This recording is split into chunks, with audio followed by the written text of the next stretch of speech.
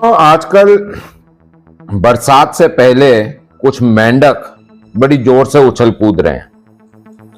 हालिया में हरियाणा से भगोड़ा अपनी बुआ का जमीन जायदाद खाने वाला एक व्यक्ति जो जाके वसुंधरा वगैरह कहीं पे सेटल हुआ और उसके बाद आजकल दिल्ली में बैठा हुआ है और बोलता है दिल्ली का बादशाह मैं हूं, दिल्ली का सुल्तान मैं हूं, दिल्ली को हमने फतेह कर लिया। ऐसा ही कुछ वो पंजाब के लिए भी बोलता है।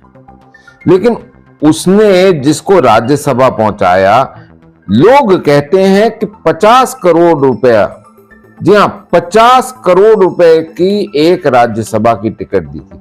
किसको दी थी?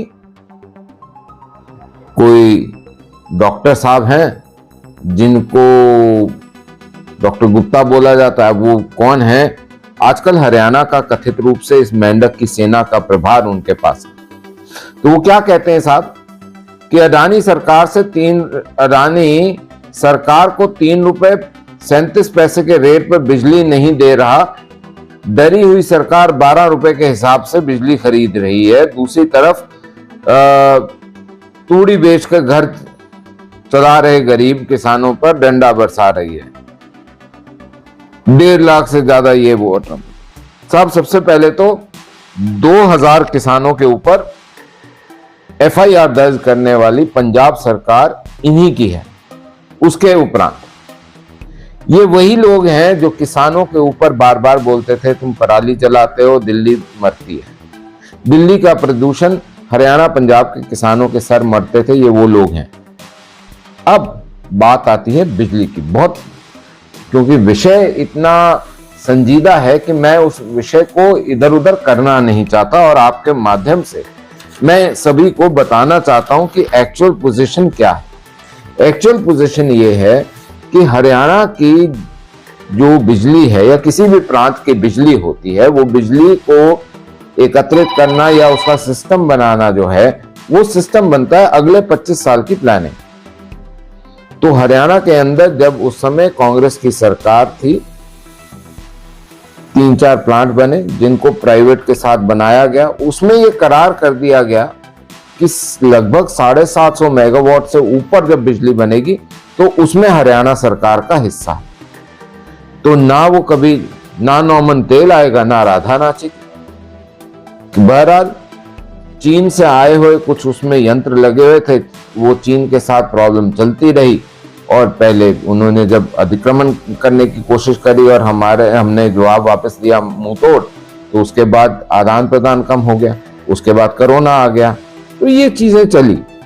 दूसरी चीज गुप्ता जी, मैं आपको एक और चीज बता दूं। अदानी के साथ जो करार था, उस करार का सबसे बड़ा ड्रॉबैक ये है कि उसके अंदर डैमेज क्लॉज ही नहीं है कि अगर कल को अदानी बिजली देना बंद कर दे तो हरियाणा सरकार क्या कर सकती है, ऐसा उसके ऊपर कोई ठोस नहीं है।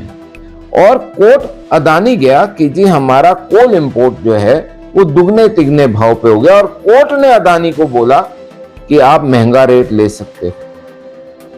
ये वास्तविकता है। अब इसमें गलती भाजपा की कैसे है, ये बताएं। मैं आपको एक और चीज बताता हूं, भाजपा ने करा क्या। गुप्ता जी, ये काम दिल्ली में बैठे धूर्त श्रेष्ठ, दिल्ली के सुल्तान, विश्व के सुल्तान समझने वाले अपने आप को, उनको जरूर बताइएगा कि दिल्ली में तो वो नहीं कर पाए, यहां हमने करके दिखाया।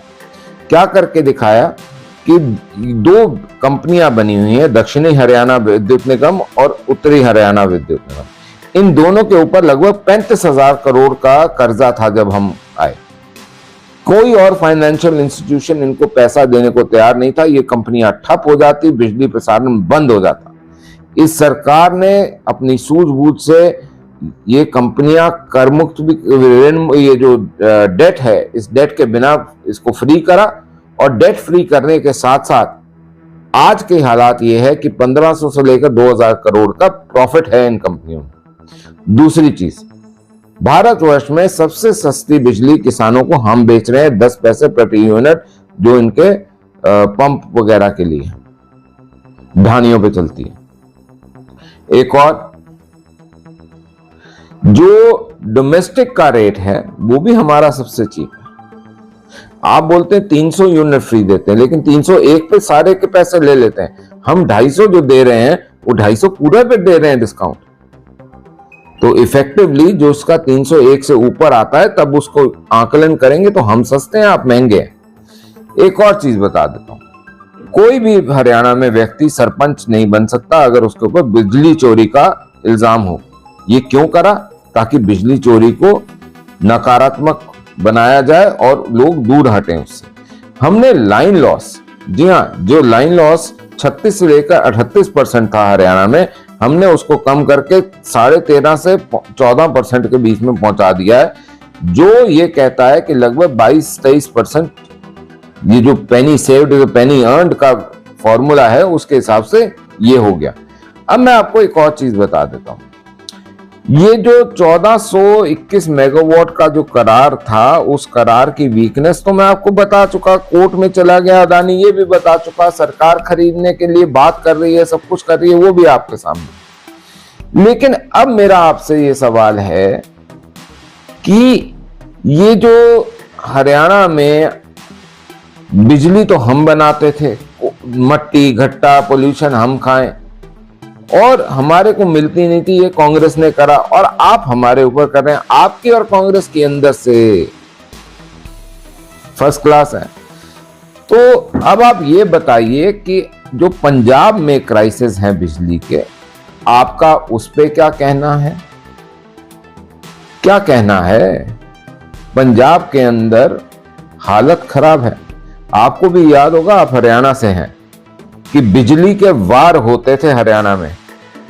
अब 6500 लगभग जो गांव हैं उनमें से लगभग 5480 गांवों के अंदर मारा गांव, जगमग गांव के अंतर्गत आज के दिन 20 से लेकर 24 घंटे बिजली आती है। आप ये काम दिल्ली में नहीं कर पाए, तो झूठ फरेब आडंबर मत रचिए। और हाँ, एक और चीज आपको याद दिला दूं, जितने ईमानदार आप या आपके लोग हैं ना, वो पता है गुरुग्राम में जिस उमेश अग्रवाल को आपने लिया है उसके ऊपर क्या क्या आरोप है, पहले वो तो पढ़ाइए, बात कर रहे हैं आप।